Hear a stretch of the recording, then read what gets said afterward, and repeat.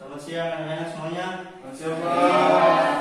Sebelumnya Assalamualaikum warahmatullahi wabarakatuh. Salam sejahtera bagi kita semua. Apa kabar kalian hari ini? Baik, Pak. Oke, baik. Sebelumnya aku mau minta kamu yang mengikuti maju di muka. Ya. Nah, mau minta kalian coba lihat di kiri kanan kalian kalau ada sampah, tolong diangkat. Nanti setelah selesai proses belajar mengajar boleh buat di tempat sampah. Ya, Pak. Ketua kelasnya siapa? Saya, Pak. Oh, kamu. Jumlah siswa di kelas Anda berapa orang? 25, Pak. Yang hadir hari ini? 15 saja, Pak. Oke, nanti setelah ini ke kelas kamu tulisannya nanti kasih buat Pak ya? Ya, Pak. Maksudnya ada. Anak-anak sebelum kita memulai proses belajar mengajar di pagi hari ini, Pak mau minta kelas kita dalam doa. Teman-teman dan Bapak Guru, marilah kita memulai kegiatan kita hari ini dengan berdoa menurut kepercayaan kita masing-masing. Berdoa dimulai. Berdoa selesai. Oke, baik, terima kasih ketua kelas. Anak-anak di pagi hari ini materi apa terdekat tentang pembentukan BPPI. Jadi materi pokok yang kita akan bahas hari ini tentang perumusan dan penetapan Pancasila sebagai dasar negara dan subpokoknya perumusan Pancasila sebagai dasar negara. Materi satunya pembentukan BPPI dan tujuan pembelajaran yang harus kalian capai di hari yang pertama menjelaskan pembentukan BPPI, dan yang kedua menyebutkan anggota-anggota BPPI, yang ketiga menjelaskan tugas BPPI, dan yang keempat menjelaskan sidang BPUPKI. Nah, anak-anak berbicara tentang BPUPKI. Siapa sini yang tahu apa itu BPUPKI? Itu kelas, apa itu BPUPKI? BPUPKI yaitu Badan Persiapan Kemerdekaan Indonesia, Pak. Ya, belum tepat. Siapa yang bisa? Kamu? Ya, Pak. BPUPKI adalah Badan Pemilih Pusat Persiapan Kemerdekaan Indonesia. Oke, baik sekali. Kamu siapa? Clinton, Pak. Oke. Menurut teman kalian betul BPUPKI itu adalah Badan Penyelidik Pusat Persiapan Kemerdekaan Indonesia. Karena BPUPKI adalah Badan Penyelidik Pusat Persiapan Kemerdekaan Indonesia. Tujuan pembentukan BPUPKI yaitu untuk menyelidiki atau mempelajari hal-hal yang berkaitan dengan pembentukan negara Indonesia merdeka atau mempelajari seluruh tatanan pemerintahan negara Indonesia, baik dilihat dari aspek politik maupun aspek ekonomi. Nah, anak-anak, BPUPKI ini adalah salah satu badan yang dibentuk oleh pemerintah Jepang atas janji yang disampaikan oleh Perdana Menteri Jepang yang bernama Kaiso Kuniaki. Dan anak-anak akhirnya janji ini baru dapat disampaikan dan dilanjutkan oleh seorang jenderal yang pada saat itu berkuasa di Pulau Jawa yang bernama Kumaki Syaraka pada tanggal 1 Maret 1945. Dan akhirnya BPUPKI ini baru dapat dibentuk pada tanggal 29 April 1945 dan disahkan pada tanggal 28 Mei 1945. Nah, sampai sini ada yang sudah paham atau belum mengerti? Nah, kalau kalian sudah paham, ya, mari masuk. Dan kalian nanti minggu depan tidak boleh terlambat ya? Iya, Pak. Nah, anak-anak kita lanjut. Kalau kalian tadi sudah paham, Pak mau tanya dulu kalian. Kamu siapa? Ririn, Pak. Nah, Ririn, BPUPKI dibentuk pada tanggal berapa? Jam berapa? Saya, Pak, 29 April, Pak. Oke, baik sekali. Jadi anak-anak BPUPKI itu dibentuk pada tanggal 29 April 1945. Jangan ya, jadi ingat bahwa BPUPKI itu dibentuk pada tanggal 29 April 1945. Tanggal 1 Maret itu hanya disampaikan oleh seorang jenderal yang bernama Kumaki Syaraka. Nah, terus pada saat itu anak-anak BPUPKI diketuai oleh seorang doktor yang bernama Dr. Rajiman Madaningrat. Dan anak pada saat itu BPUPKI memiliki dua wakil, salah satu wakilnya dari negara Indonesia yang bernama Raja Panji Suaroso dan salah satu wakilnya dari negara Jepang yang bernama Ichi Mahase. Nah, pada saat itu BPUPKI memiliki 62 anggota dari warga negara Indonesia dan 9 anggota itu dari negara Jepang. Nah, sebelum para Jepang bertanyakan kalian, mengapa sampai dalam anggota BPKI itu terdiri dari orang Jepang? Siapa yang bisa menjawab? Kamu masuk? Thomas, mengapa sampai BPKI itu terdiri dari orang Jepang? Mengapa sampai orang Jepang itu bisa menjadi anggota BPKI?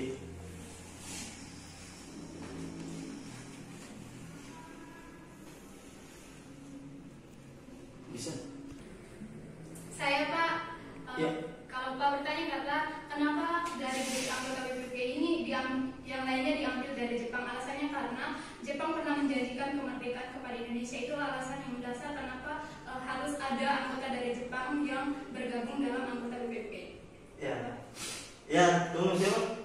Gimana namanya Pak? Ya, menurut teman kalian Yola itu benar sekali. Jadi BPPKI itu terdiri dari orang Jepang, atau mengapa sampai orang Jepang masuk dalam anggota BPPKI? Karena yang pertama, kita lihat tadi Pak sudah jelaskan bahwa BPPKI itu adalah badan yang dibentuk oleh pemerintah Jepang. Artinya bahwa BPPKI ini tidak terlepas dari orang-orang Jepang. Kemudian yang kedua, orang-orang Jepang itu ada di anggota BPPKI supaya mereka bisa mengawasi orang-orang yang mungkin berkhianat kepada mereka, atau mereka bisa mengamati apa saja yang dilakukan oleh anggota-anggota BPPKI yang lain. Jadi itu alasan mengapa sampai orang-orang Jepang itu menjadi anggota BPPKI. Anak-anak, sampai di situ ada yang sudah paham atau Sudah Pak. Oke, anak-anak, sampai situ ada yang belum mengerti? Oke, Paham Pak. baik sekali. Nah, Pak Nabil, jadi berbicara tentang BPPKI tadi, pasti ada latar belakang sampai mengapa sampai BPPKI itu dibentuk. Nah, dalam benak kalian pasti berpikir seperti itu kan? Iya Pak. Nah, jadi anak-anak BPPKI itu dibentuk, yang pertama alasannya itu karena kedudukan Jepang mulai terancam pada sekutu. Pada tahun 1944 itu Jepang mulai mengalami kekalahan karena sekutu. Bukan hanya melawan sekutu, pada perang di kawasan Asia Pasifik, Jepang juga mengalami kekalahan dengan dibomnya kota Hiroshima dan kota Nagasaki sebagai kota perdagangan dan kota persembunyian senjata Jepang. Nah, anak-anak, kalau kita lihat bahwa suatu negara itu kalau sistem perekonomiannya punya lemah, pasti masyarakat itu akan hancur, mungkin mati kelaparan dan juga lain-lain. Dan juga kalau suatu negara itu pertahanannya lemah, negara itu juga pasti tidak akan kuat untuk menghadapi ancaman-ancaman dari negara lain. Nah itu, dan akhirnya BPPKI pemerintah Jepang menjanjikan untuk membentuk suatu badan, yaitu BPUPKI. Namun anak-anak perlu kalian ketahui bahwa janji itu hanya untuk mengambil hati rakyat Indonesia, supaya masyarakat Indonesia pada saat itu bisa membantu Jepang, pemerintah Jepang untuk melawan sekutu di peperangan di kawasan Asia Pasifik. Dan juga Jepang waktu itu ingin mengambil hati masyarakat Indonesia untuk mengulang kembali kekuasaan yang mereka lakukan pada saat itu untuk dan menjalankan kekuasaan politik. Nah, yang berikut tentang anggota BPPKI. Tadi sebenarnya Pak sudah jelaskan bahwa anggota BPPKI itu terdiri atas 69 anggota. Ya, baik sekali. Nah, anak-anak, cuma karena tidak ada infokus, jadi Pak hanya bisa menunjukkan sepertinya. Jadi ini adalah nama-nama anggota BPPKI, anak-anak. Nanti Pak akan memberikan filenya, Pak akan copy filenya untuk kalian, untuk menjadi catatan untuk kalian. Karena banyak ada yang membaca. Nah, kemudian berbicara tentang tugas BPPKI. Nah, sampai sini yang tahu apa itu tugas BPPKI? Apa saja tugas BPPKI? Siapa yang bisa? Markus? Ya Pak, tugas BPUPKI itu untuk merumus undang-undang dasar. Oke, itu menurut Markus. Ada yang lain? Saya Pak Ya. mempersiapkan kemerdekaan Indonesia Pak. Ya, baik sekali. Nah, anak-anak, itu tentang tugas BPPKI. Tapi menurut Pak sendiri bahwa Pak membagi tugas BPPKI itu ada dua. Yang pertama itu tugas inti, dan yang kedua itu tugas BPPKI pada saat sidang. Nah, tadi tujuan BPPKI apa sudah dijelaskan, yaitu untuk menyelidiki atau mempelajari hal-hal yang berkaitan dengan pembentukan negara Indonesia Amerika. Nah, dari tujuan itu itulah menjadi fungsi BPPT untuk bagaimana menyiapkan serta menyelidiki hal apa saja yang bisa menjadi untuk memerdekakan negara Indonesia. Nah, dan kedua, tugas BPPT pada saat sidang. Nah, ini ada beberapa tugas BPPT pada saat sidang. Yang pertama, BPPT itu bertugas untuk membahas dasar negara. Kemudian setelah sidang pertama, BPPT membentuk kongres selama 1 bulan. Kemudian BPPT bertugas untuk membentuk panitia kecil. Kemudian BPPT bertugas juga untuk membantu panitia kecil berkaitan dengan tugas BPPT. Sekarang kita akan masuk tentang sidang BPPT. Nah, sebelum Pak memberikan kalian dalam kelompok, pertama Pak bilang bahwa sidang BPPT itu ada 2. Yang pertama, sidang BPPT itu dilaksanakan pada tanggal 29 Mei sampai tanggal 1 Juni 1945. Dan sidang kedua itu berlangsung pada tanggal 10 Juli sampai 17 Juli 1945. Nah, Pak akan membagikan kalian dari 2 kelompok. Jadi kelompok 1 itu Rere, Markus sama Thomas. Kelompok 2 itu Clinton sama Yola saja. Nah, pada kelompok 1 nanti dijelaskan mengenai apa saja yang dibahas pada sidang pertama, dan kelompok 2 akan membahas mengenai sidang kedua. Untuk itu Pak memberikan waktu hanya 5 menit untuk kalian mencari dan 2 menit untuk kalian presentasi. Oke, untuk tidak membuang waktu, Pak silakan kalian untuk ada dalam kelompok. Sabar bro. Tinggi Ada 5. Cuma sini Iya. itu 5 pendapat rumusnya lagi susah oleh DKI pertama. Kalau punya pesan itu kan? Oke. Siapa? Oke, baik anak-anak, waktu kalian sudah terbatas, sudah selesai. Nah, untuk tidak membuang waktu, Pak mempersilakan kelompok 1 untuk membahas atau mempresentasikan hasil kerja kalian. Ketua kelompoknya siapa? Ririn, Pak. Oke, Ririn. Ayo. Untuk kesempatannya, di sini kami akan membahas mengenai sidang BPUPKI pada tanggal 29 Mei 1945.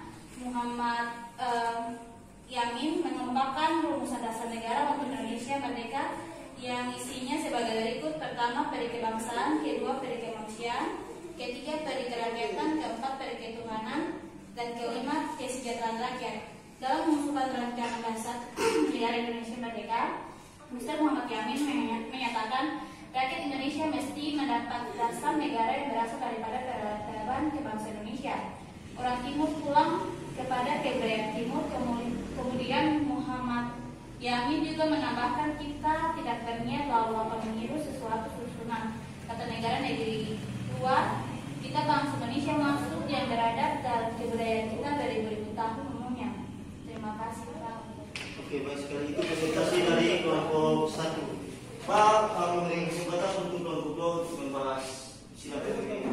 Ketua kelompoknya siapa? Yola. Oke, silakan Yola. Ya, terima kasih atas kesempatannya Pak. Selamat siang teman-teman, selamat siang Pak. Siap. Pada kesempatan ini saya akan membahas terkait dengan hasil sidang kedua BPUPKI. Sidang BPUPKI yang kedua berlangsung pada 10 Juli 1945 hingga 17 Juli 1945. Agenda sidang BPUPKI kedua adalah pembahasan mengenai rancangan undang-undang dasar, bentuk negara, pernyataan merdeka, wilayah negara, dan kewarganegaraan Indonesia. Dalam musyawarah tersebut dibentuk panitia perancang undang-undang dasar berisi 19 anggota diketuai oleh Insinyur Soekarno. Kurang lebihnya begitu Pak, terima kasih Pak. Oke, baik, kelompok 2 presentasi yang baik sekali. Jadi Pak, terima kasih untuk kalian yang sudah partisipasi dalam diskusi kelompok. Jadi Pak akan menyimpulkan hasil kerja kalian yang tadi kalian bahas. Jadi berbicara tentang sidang pertama yang berlangsung pada tanggal 9 Mei sampai 1 Juni 1945. BPUPKI itu pada waktu itu intinya membahas dasar negara Indonesia. Nah, bagus, dasar negara Indonesia itu apa? Nah, Pancasila. Jadi pada saat itu ada 3 tokoh yang sangat berperan penting dalam dalam merumuskan dasar negara Indonesia, yaitu Muhammad Hatta, Soekarno, dan juga Dr. Sukum. Nah, kemudian pada sidang kedua itu BPPK itu membahas tentang rancangan pembentukan Undang-Undang Dasar 1945, dan bukan hanya itu, mereka juga membahas tentang bagaimana pernyataan negara Indonesia merdeka dan juga pembentukan wilayah negara Indonesia. Nah, anak-anak, mungkin materi kita sampai di sini dulu. Nah, sebelumnya mau tanyakan kalian, apakah kalian sudah paham tentang materi hari ini tentang pembentukan BPPK? Oke, baik sekali. Nah, sebenarnya mau memberikan kalian tugas untuk kalian pulang membuat resume tentang materi yang hari ini tentang pembentukan BPPK. Nah, sampai situ sebelum kita mengakhiri pertemuan hari ini, Pak minta ketua kelas pimpin kita dalam doa. Bapak Guru dan teman-teman, marilah kita mengakhiri kegiatan kita pada hari ini dengan berdoa menurut kepercayaan kita masing-masing. Berdoa mulai. Berdoa selesai. Oke, baik anak-anak, sampai ketemu di pertemuan berikutnya. Terima kasih. Selamat siang, Pak.